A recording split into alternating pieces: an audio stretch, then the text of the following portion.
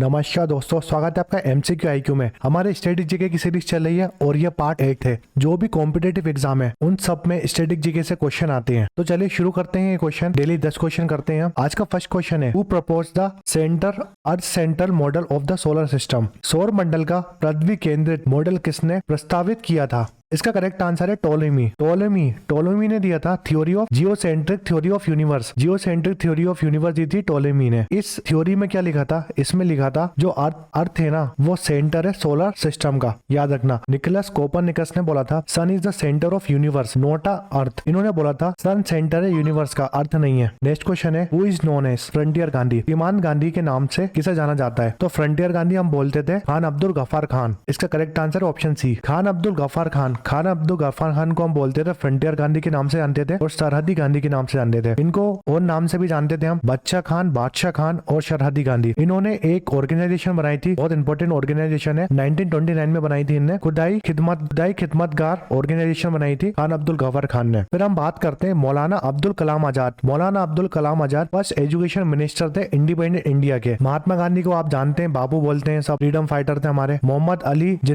अली जिन्ना जो थे वो फर्स्ट गवर्नर जनरल थे पाकिस्तान के। नेक्स्ट क्वेश्चन है, Rajendra Vishwanath Arlekar is the governor of which state. Rajendra Vishwanath Arlekar किस राज्य के राज्यपाल हैं? इसका करेक्ट आंसर है बिहार। जिसकी कैपिटल पटना है। राजेंद्र विश्वनाथ अर्लेकर गवर्नर है और सीएम है नीतीश कुमार। नेक्स्ट क्वेश्चन है, who was the first global conference of human wildlife conflict been organise. मानव वन्य जीव संघर्ष पर पहला वैश्विक सम्मेलन का आयोजन कहाँ किया गया था? इसका करेक्ट आंसर है यूनाइटेड किंगडम ब्रिटेन में किया गया था। नेक्स्ट क्वेश्चन है, prevention of blindness week is being organised in the year 2023। वर्ष 2023 में नेत्रहीन रोकथाम सप्ताह किस अवधि में आयोजित किया जा रहा है? इसका करेक्ट आंसर है 1 अप्रैल से 7 अप्रैल तक प्रिवेंशन ऑफ ब्लाइंडनेस वीक बनाते हैं हर साल हम। नेक्स्ट क्वेश्चन है, how many time did Indian organise the commonwealth game. Bharat ने कितनी बार राष्ट्रीय मंडल खेलों का आयोजन किया है? तो बहुत इंपॉर्टेंट क्वेश्चन है। जो कॉमनवेल्थ गेम होते हैं उसमें कौन सी कंट्री खेलती है? ठीक है, वो कंट्री खेलती है जहां पर ब्रिटिश ने रूल किया है। ठीक है, जिन कंट्रियों में ब्रिटिश ने रूल किया है वो कंट्री खेलती है कॉमनवेल्थ गेम में। ठीक है, याद रखना, इंपॉर्टेंट क्वेश्चन है। तो इसका करेक्ट आंसर देखते हैं पहले कि एक बार कॉमनवेल्थ गेम हुआ है इंडिया में। वो कब हुआ है? 2010 में। 2010 में इंडिया में हुआ था कॉमनवेल्थ गेम। अगर मैं बात करूं 2022 में, 2022 में कॉमनवेल्थ गेम कहाँ हुआ था? तो ये इंग्लैंड में हुआ था। ठीक है, ये इंग्लैंड में हुआ था। और 2026 में, 4 साल बाद होता है, 2026 में कहाँ होगा ये गेम? विक्टोरिया ऑस्ट्रेलिया में होगा ये गेम। और ये 23वीं बार होगा 2026 में विक्टोरिया ऑस्ट्रेलिया में। जो 2022 वाला इंग्लैंड में हुआ था कॉमनवेल्थ गेम, ये 22nd बार हुआ था। जो 2022 में गेम हुआ था उसमें इंडिया कौन से नंबर में था? पदक तालिका में कौन से नंबर में था इंडिया? तो 4th नंबर में था इंडिया। इंडिया ने कितने मेडल जीते थे? 61 टोटल मेडल जीते थे। 61 मेडल जीते थे, जिसमें सबसे ज्यादा 22 गोल्ड थे। 22 गोल्ड थे 61 में से। हाईएस्ट नंबर ऑफ मेडल कौन से गेम में जीते थे? तो रेसलिंग में सबसे ज्यादा मेडल जीते थे इंडिया ने। देखिए, कॉमनवेल्थ गेम है ना, उसमें कितनी कंट्री खेलती है? तो अभी तक 54 कंट्री पार्टिसिपेट करती थी, मगर 2 कंट्री और हैं जिन्होंने इनको ज्वाइन करा है। तो 55th कंट्री बनी है गेबोन और 56th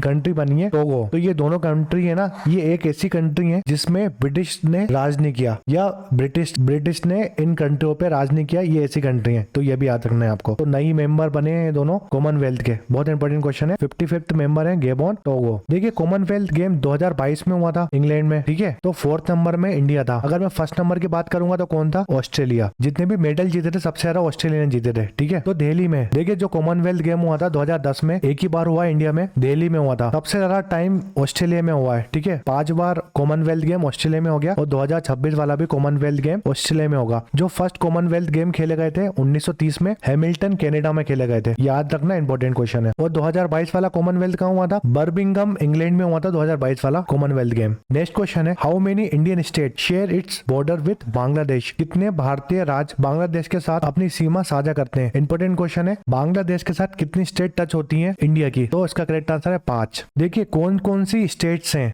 जो बांग्लादेश के साथ बॉर्डर शेयर करती है इंडिया की? तो वेस्ट बंगाल, मेघालय, मिजोरम, त्रिपुरा, असम, ये 5 स्टेट हैं। और जो बांग्लादेश है ना, बांग्लादेश और इंडिया, इन दोनों की जो बॉर्डर है वो 5th लॉन्गेस्ट बॉर्डर है वर्ल्ड में। 5th लॉन्गेस्ट बॉर्डर है इन दोनों की वर्ल्ड में। अगर लॉन्गेस्ट बॉर्डर पूछेगा वर्ल्ड में सबसे ज्यादा हमारा किन किन दो कंट्री के बीच में लॉन्गेस्ट बॉर्डर है? तो यूएस और कनाडा के बीच में लॉन्गेस्ट बॉर्डर है, वर्ल्ड में सबसे बड़ी लंबी बॉर्डर इन्हीं के बीच में है। देखिए ये पूरा बांग्लादेश है। बांग्लादेश से कौन कौन सी स्टेट टच होती है इंडिया की? तो ये है वेस्ट बंगाल, यहाँ तक हमारा वेस्ट बंगाल टच होती है, वेस्ट बंगाल की बॉर्डर। दूसरी ये है त्रिपुरा, सेकंड त्रिपुरा, फिर मेघालय, तीसरी स्टेट है मेघालय, चौथी स्टेट कौन सी है? ये आसाम। ये आसाम है ना पूरा, यहाँ तक, यहाँ से पूरा यहाँ तक आसाम है। तो चौथी स्टेट हो गई आसाम और पांचवी मिजोरम। ये 5 स्टेट टच होती है बांग्लादेश से। कौन सी स्टेट है इंडिया की जो सबसे ज्यादा बाउंड्री टच करती है बांग्लादेश से? तो वेस्ट बंगाल 2217 किलोमीटर की बाउंड्री टच करती है वेस्ट बंगाल के साथ। फिर आता है त्रिपुरा, 856 किलोमीटर की बॉर्डर शेयर करती है त्रिपुरा, ठीक है, याद रखना है। और एक और क्वेश्चन आता है, ऐसी कौन सी स्टेट है जो तीनों साइड से घिरी हुई है बांग्लादेश से? तो त्रिपुरा घिरी हुई है। नेक्स्ट क्वेश्चन है, when is the national safe motherhood day observe every year? प्रतिवर्ष राष्ट्रीय सुरक्षित दिवस कब मनाया जाता है? तो इसका करेक्ट आंसर है 11 अप्रैल, 11 अप्रैल को बनाया जाता है मदरहुड डे। नेक्स्ट क्वेश्चन है और इंपॉर्टेंट क्वेश्चन है, वेयर इज द संघ महोत्सव बिंग ऑर्गेनाइज? संघ महोत्सव का आयोजन कहाँ किया जा रहा है? देखिए ये है संघ महोत्सव। क्वेश्चन ध्यान से सुनिएगा, संघ महोत्सव सुना है तो संघ महोत्सव कहाँ पर होता है? हरियाणा में। एक होता है संगाई महोत्सव या संगाई फेस्टिवल। तो संगाई फेस्टिवल कहाँ पर होता है? संगाई फेस्टिवल मणिपुर में होता है। ये कंफ्यूज मत होना आप, संगाई फेस्टिवल अलग है और संघ महोत्सव अलग है। संघ महोत्सव हरियाणा में होता है, संगाई फेस्टिवल मणिपुर में होता है। कुछ हरियाणा के इंपॉर्टेंट फेस्टिवल देखते हैं। पिंजौर हेरिटेज फेस्टिवल हरियाणा में, Surajkund international festival, Surajkund craft Mela होता है जो कि बहुत ज्यादा इंपॉर्टेंट है, ये हरियाणा में होता है, ठीक है। गुग्गा नौमी हरियाणा में होता है फेस्टिवल। कार्तिक फेयर भी हरियाणा में होता है। आप सूरजकुंड इंटरनेशनल क्राफ्ट मेला ये मत भूलना, बहुत इंपॉर्टेंट है। फिर देखिए केरल में अभी बहुत सारे फेस्टिवल हुए हैं इसलिए इंपॉर्टेंट है। त्रिशूरपुरम होता है केरल में, इंपॉर्टेंट फेस्टिवल है। महाकारवी लक्कू फेस्टिवल होता है केरल में। ओनम फेस्टिवल बहुत इंपॉर्टेंट फेस्टिवल है। त्रिशूर बहुत इंपॉर्टेंट है। अट्टुकल पोंगल फेस्टिवल बहुत इंपॉर्टेंट है। विष्णु फेस्टिवल और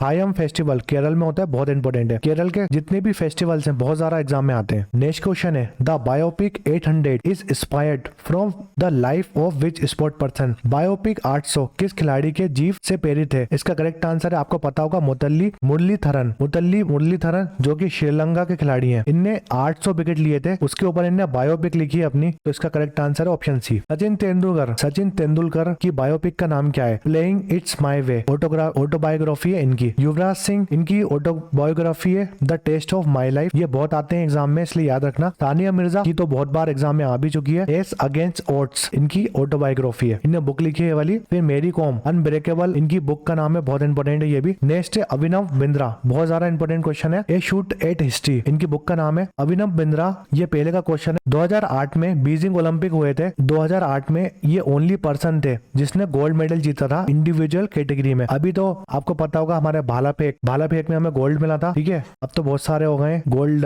उनको भी गोल्ड मिला है। अभिनव बिंद्रा जी को भी गोल्ड मिला है। नीरज चोपड़ा नाम है जिनको गोल्ड मिला था अभी ओलंपिक में, तो इनका नाम भी मत भूलना आप। और अभिनव बिंद्रा जी पहले इंडिविजुअल पर्सन थे जिसको गोल्ड मिला था। और ये शूटिंग स्पोर्ट्स है इनका, अभिनव बिंद्रा जी का। Milkha Singh the race of my life, बहुत इंपॉर्टेंट इनकी बायोग्राफी है। और मिल्खा सिंह को हम फ्लाइंग सिख भी बोलते हैं, ठीक है। ओलंपिक में 4th आए थे, 4th पोजीशन में आए थे जब ओलंपिक हुए थे। तो इंपॉर्टेंट ऑटोबायोग्राफी है, सब याद रखना आप। तो ये पार्ट 8 था जो हमारे स्ट्रेटेजी की सीरीज चल रही है। अगर वीडियो पसंद आए तो लाइक करें, शेयर करें और सब्सक्राइब करना बिल्कुल ना भूलें चैनल को। Thanks for watching MCQ IQ।